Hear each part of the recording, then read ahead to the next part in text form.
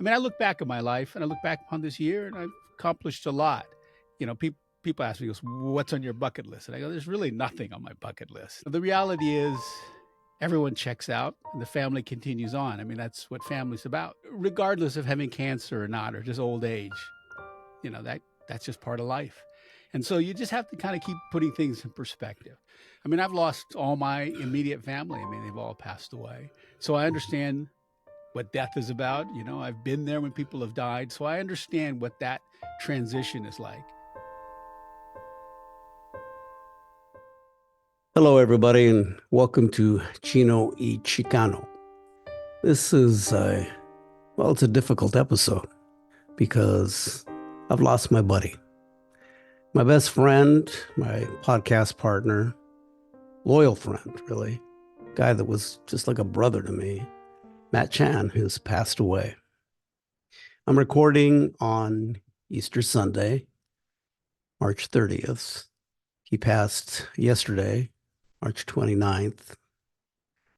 In the afternoon, about 4:37 p.m.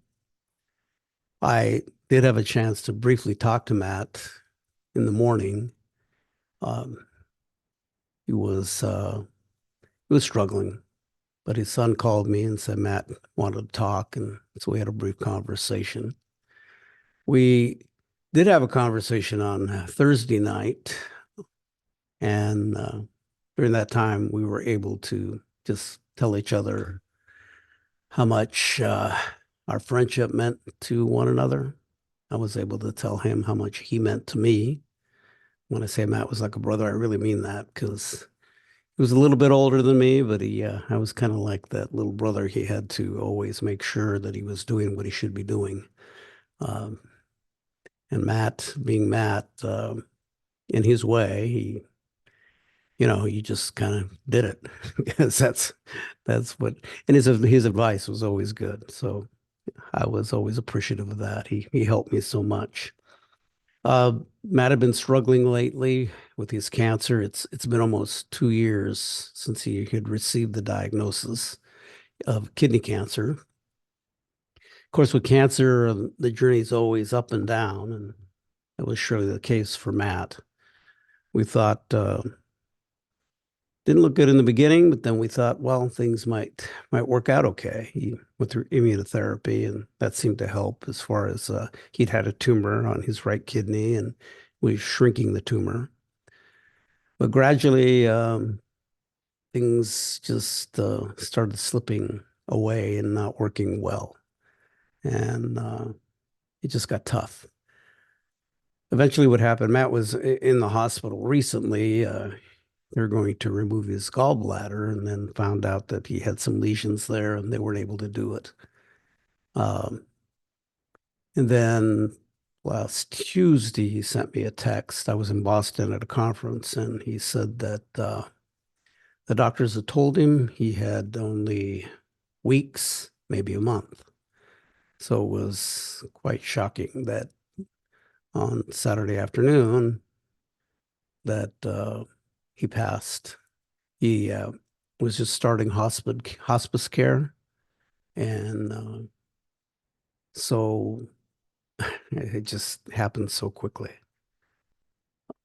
I I guess in a way, maybe that's a good thing because he's not suffering anymore, and he had been in discomfort, and obviously things were not going well. So having anything that would have been protracted would have been difficult. So, but it's been shocking to have him pass so quickly. Matt and I have been friends for 45 years. We met at King Television. Uh, I was a producer. He had come in to be a producer for public affairs, and he made his mark. He was only there a year, but Matt was so talented. He was also brash, bold. I think the white supervisors that he had were wondering, who is this Asian guy who thinks he knows everything? Well, I mean, what ended up happening is that Matt was so good when it came to production skills and technology that The ones that were wondering if he was out of his lane suddenly realized that, hey, this guy knows his stuff and we should keep him around or he should work on my team. Anyway, Matt eventually went to San Francisco. He got recruited away to take a job there on a nightly magazine show, and he became a great editor, then a producer. Then he eventually went on to work at other stations in the California area, Northern California and Bay Area, and also in Sacramento. He came back to Seattle as part of with what was Belo, and they had at one time owned Cairo, and Matt was able to. They had a production company. Matt was able to buy that company through as he was kind of exiting Belo, and that turned into what a company that he called Screaming Flea Productions. Don't know where the title came from, but Matt created that, and they had a very successful run of creating cable episodes. And of course, the big hit of his company was a show called Hoarders, uh, which you might be aware of now. It's still on the air on cable television.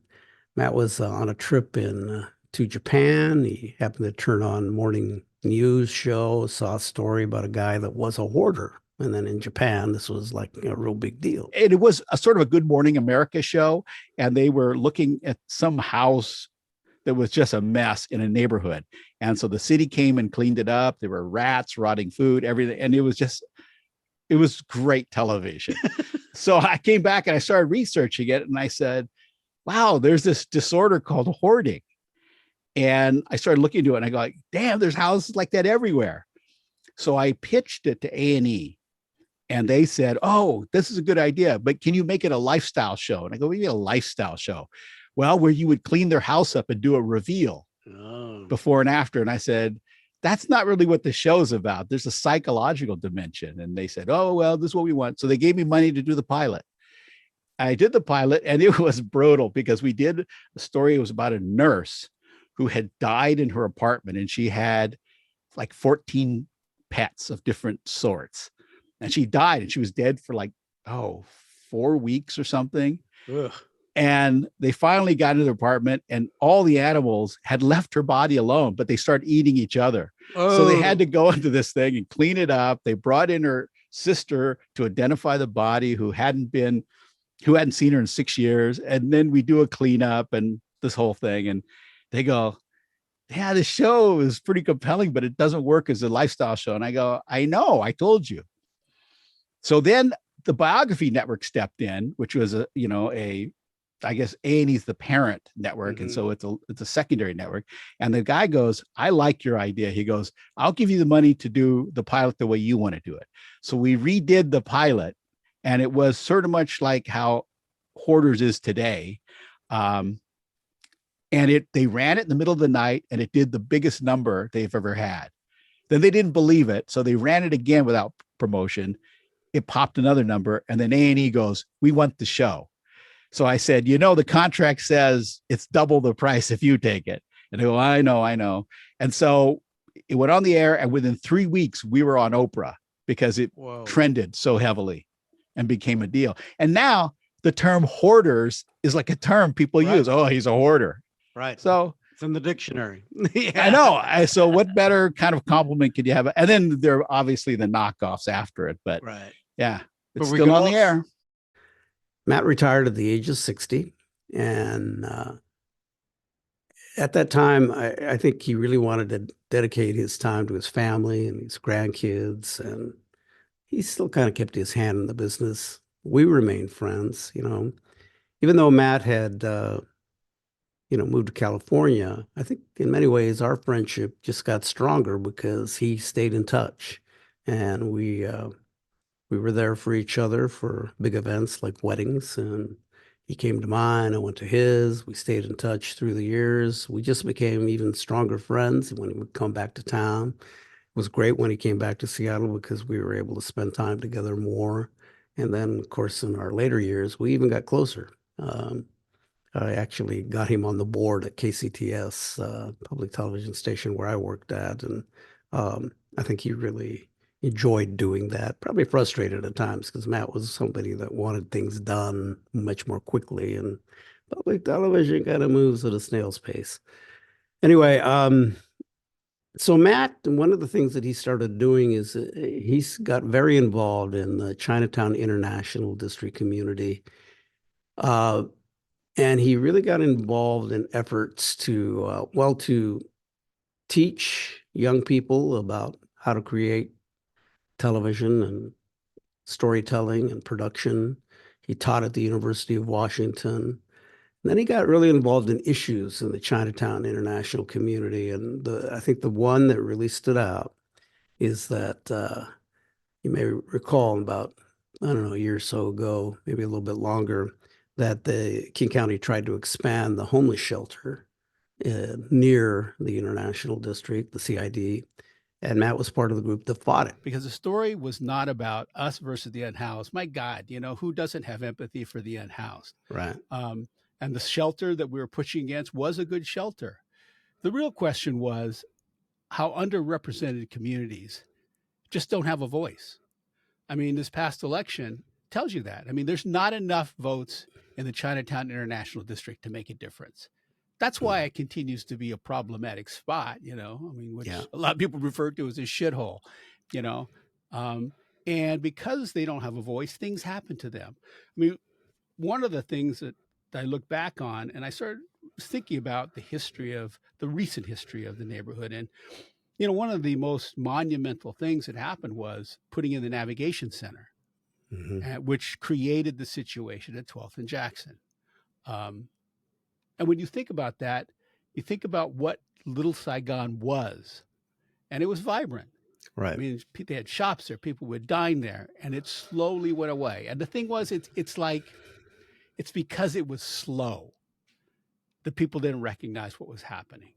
You just kind of look at today and you go like, my God, what is going on there? But it wasn't always like that. So you see that in the long term of history, sort of recent history, that when decisions are made that directly impact a community and the community has no voice, the long-term effects are devastating. And so I think every community needs to be heard. I mean, that's, so it's not about the unhoused. It's really about being heard, because there is no reason on earth that the Chinatown International District needs to hold the largest number of shelters in the city. There's no reason for that. Right. Other than, we like to centralize services. But at what cost? At what cost? Because you have now destroyed a thriving community that was essential to the Vietnamese community for a period of time. Right. Now, that community's moved on, but that doesn't mean that area is less important. Matt took that issue, along with others. His wife Guy got involved. They got the community to react. They got the seniors to come out and to march and protest, go to the city council. But he helped create the strategy for all of that. And the interesting thing is that he really used his storytelling skills and how they would approach fighting back, and it worked. And so Matt became a bit of a force in the CID. Because he knew how to organize, he knew how to communicate, he knew how to take storytelling skills and apply that to what needed to be done to tell the story, to look at the history. We used the podcast, Chino, Chicano, to talk about it as well. Real success story there. Seattle Magazine honored him as one of the people of influence, which I know meant a lot to him. I mean, it's one of those things that just came out of the blue. But when you look at kind of the stuff that I've done, that's, it was a good recognition, because I do stuff under the radar. I don't really, me, I just do what I do because it interests me. And when something interests me and I try to learn it, it does take my mind off what's happening to me.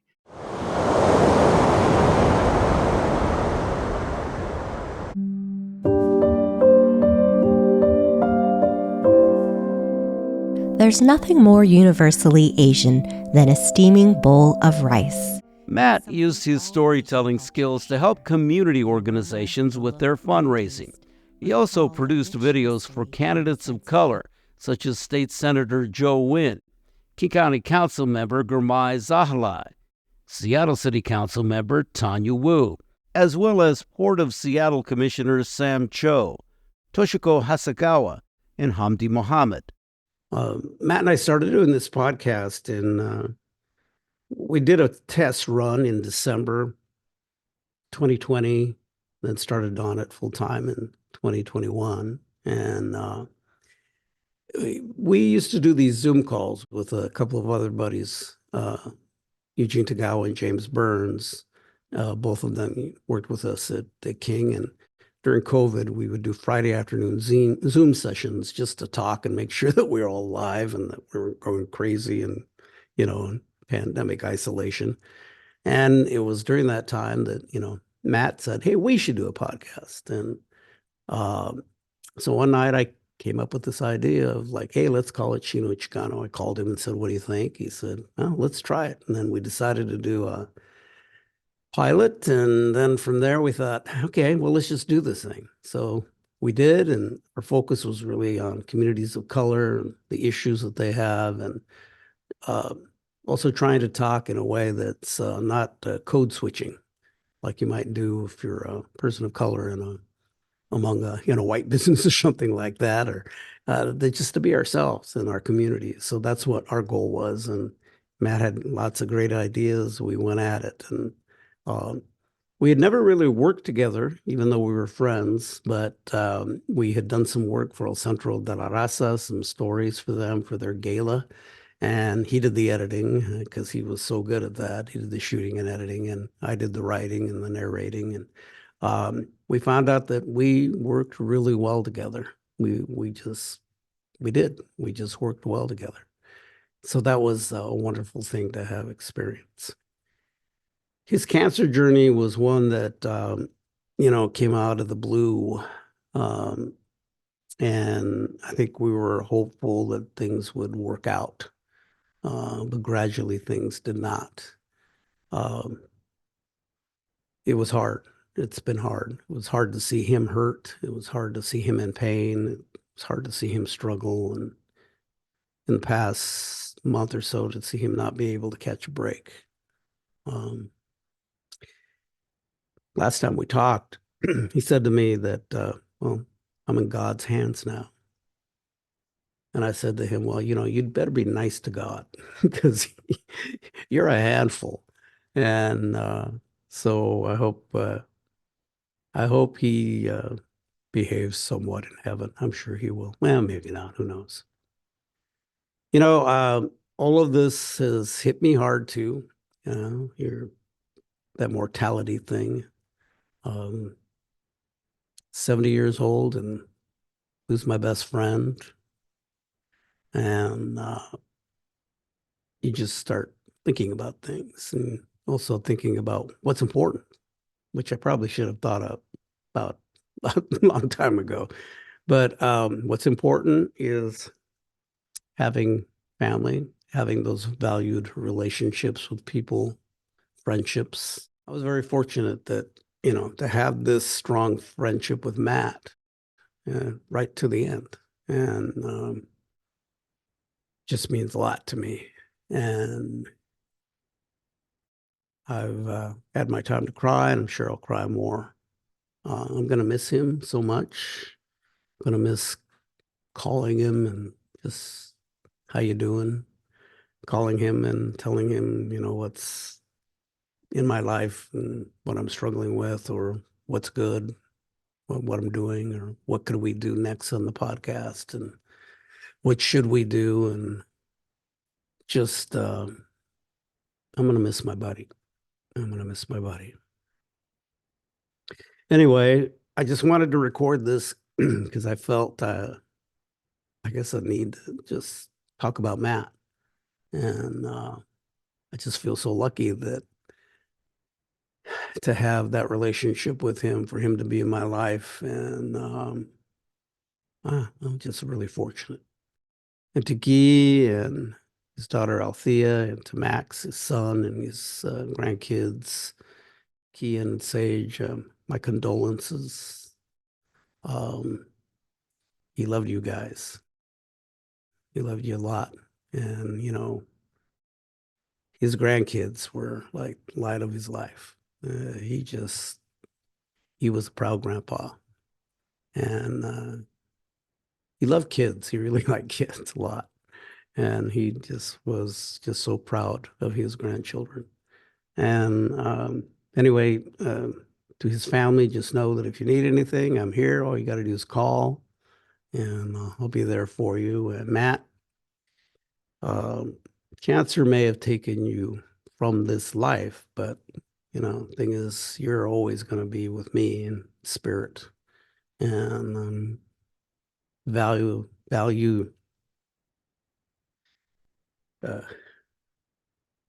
value the friendship we had. Well, we have. It's always we. Hopefully, we'll get together again someday, and I'll listen to your profane observations about things. I'm gonna miss you, but I have great memories. I love you, man. The future is uncertain, but Yeah, the future is always uncertain. it is. People don't realize it. The future's nothing is promised to you. Right. I just have a little more certainty about the finality of things. I mean, I know that